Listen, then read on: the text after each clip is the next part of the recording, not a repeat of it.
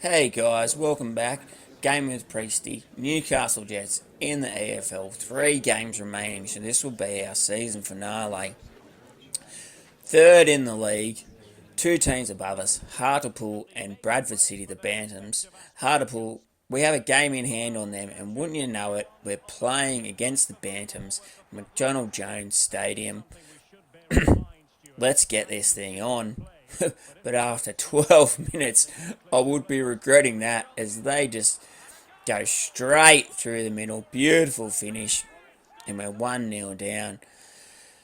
And as we've seen so far this season, look, I wasn't panicking at that point. I was just like, righto, no problems. We can get ourselves back into the game. You see a beautiful sliding challenge there, but the ball just rebounds back.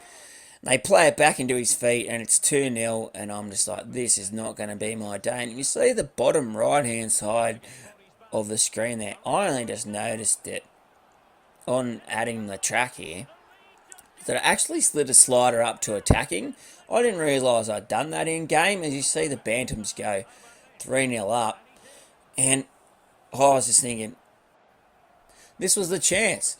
This was the chance to silence all the naysayers, silence all the people who didn't think we could do it, and we've absolutely choked. Bradford have gone 4-0 up, and I'm just scratching my head here thinking, oh, well, what do I do now? If I lose this game, then it really puts the pressure on for the following 2, and we do get a little bit of pride back with Olsen. But unfortunately, if you looked over to the far side of your screen, you'd notice that the linesman put his flag up, and it just sums up the night. Yeah, his right foot there is probably just in front, and it just summed up the night. We were absolutely awful. Had it all to play for and just didn't show up. The Bantams were really, really good. We were really, really poor. Look, just 4 blokes there in the box of the Bantams. No one anywhere near them. And all we're just looking for a goal to salvage a little bit of pride here towards the end of the game. And they just will not let us have it. The keeper pulls off an amazing save. He put it into McGowan. He's pretty trustworthy. He brings it back to 5-1, but that's probably our worst result of the season at the worst time. You know, if we won that game, or top of the league as Cook gets the hat-trick. I don't think one of my players has scored a hat-trick all season, so that's another thing that annoyed me, I can tell you that. I was just thinking to myself, not only have we gotten flogged, their striker's scored a hat-trick, there's 2 games to go, and I could miss out on automatic promotion. I was pretty confident I could still make the playoffs no matter what. As we go in for Silvera here, he's on loan. His loan's coming up at the end of the season, and I want him to stay at the club. He wanted to stay at the club.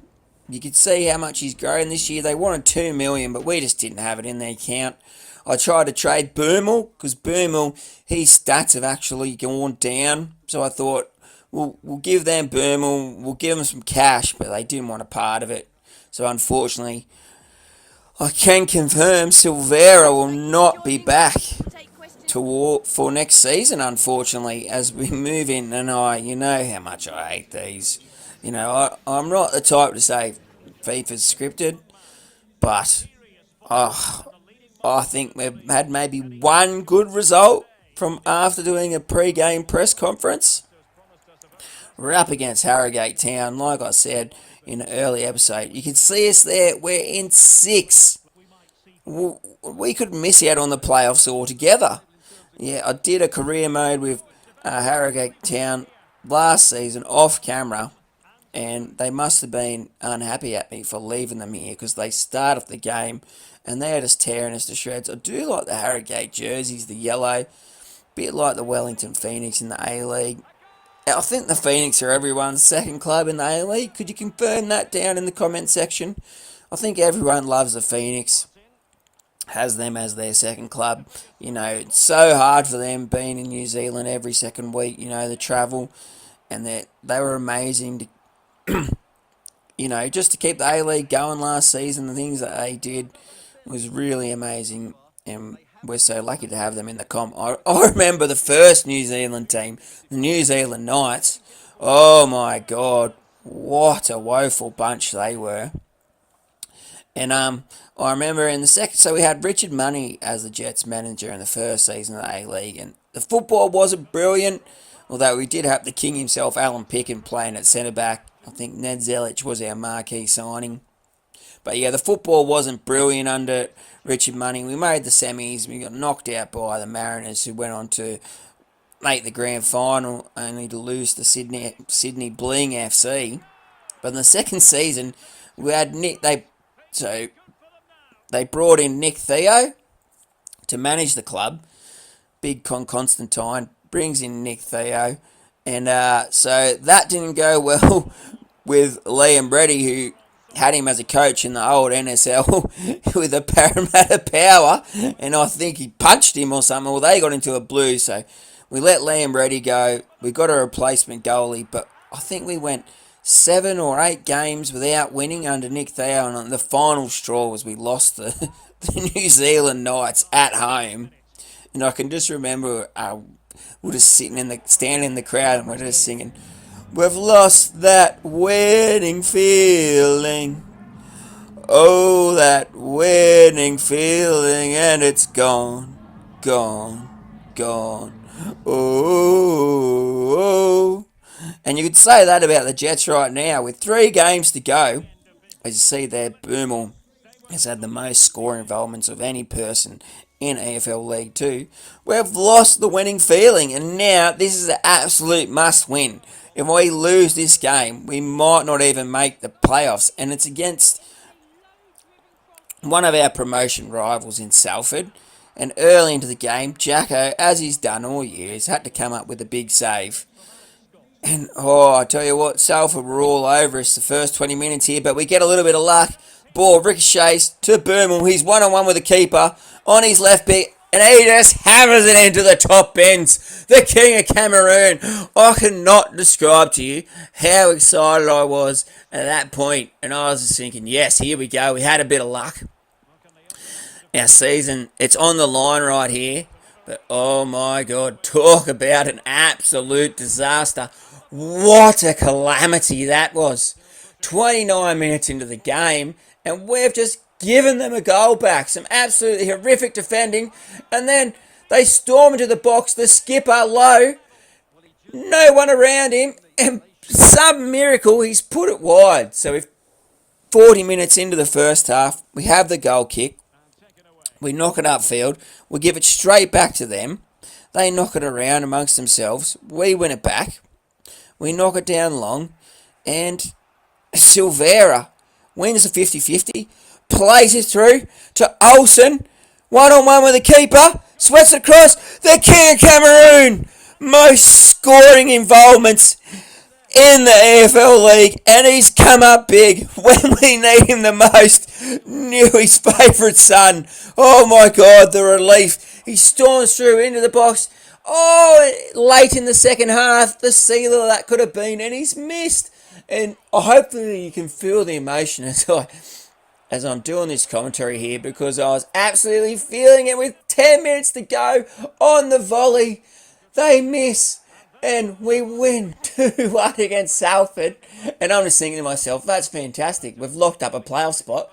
But then you look at the boys' celebration here, and I'm thinking to myself, what the hell is going on here? They're carrying on for a bunch of players who have just made the playoffs, like just snuck into the playoffs in the final game. And they're here and they're singing and they're chanting. I'm like, oh yeah, well this is good for a bit of morale. Like, surely nothing else has happened. Like, we couldn't have done anything. You know, there's no way we're going to get automatically promoted. I'm like, EA, you need to turn down that scene for sure. No one celebrates like that just for making the playoffs. And I got to tell you, geez, I was so happy. As you see there, we get $1 million for the TV rights from EFL League 2. But you see here, we're Stephen Bradbury our way in to League 1. We've won 1 game of our last 3, and we have Stephen Bradbury our way into League 1. So for anyone who doesn't know the story of Stephen Bradbury, he's Australia's first Winter Olympic gold medalist, and basically was in the speed skating, and everyone in the quarterfinal, through the semi-final, the final itself, for 3 straight races, basically everyone in front of him just fell over until he won the Olympic gold medal. An amazing story. And he himself admits he felt a little bit guilty for a while, but then he looks at it. He had a lot of serious injuries, and it was a reward not for that Olympics, but for the 10, 12 years, even the lifetime beforehand. He can reward himself as we go through the stats there. You see Silvera, the assist leader for the year. It's hard to see on that screen there. They need to have a look at that. But we actually had 3 players named to the team of the season. Elsie, McGowan, and Burmel. Actually, 3 players. Yeah, 3 players. Elsie, McGowan, and Burmel. They all made the team of the season. You see here, we're having a look at the League One and EFL Championship tables here. We'll run through them just quickly. But, guys, I can't tell you how much I'm so relieved to make it through to League One. As you see, we'll be playing against Blackpool, Luton, and Peterborough, I believe, next season. Manchester United go on to win the Premier League. I don't know about you guys, but Manchester United's too overpowered in FIFA. They haven't won anything in years, yet here they are. I guarantee you, in every FIFA career mode, Manchester United are the team to beat. There's about 3 or 4 clubs ahead of them in just the Premier League alone. Mate, they're hopeless. Ole Gunnar Solskjaer, if he wasn't a club legend, he wouldn't still be there. As we see, Wigan won the Papa John's Trophy, Bayern Munich win the Champions League, Atleti win the Europa League, and the Conference League's won by PSV Eindhoven, turning up Spurs in a penalty shootout. It's one of the final things we do is we just go through the appearances for the year. Check out some of the stats if you want to slow it down. You can pause. You can see who scored the goals, who got the assists, etc.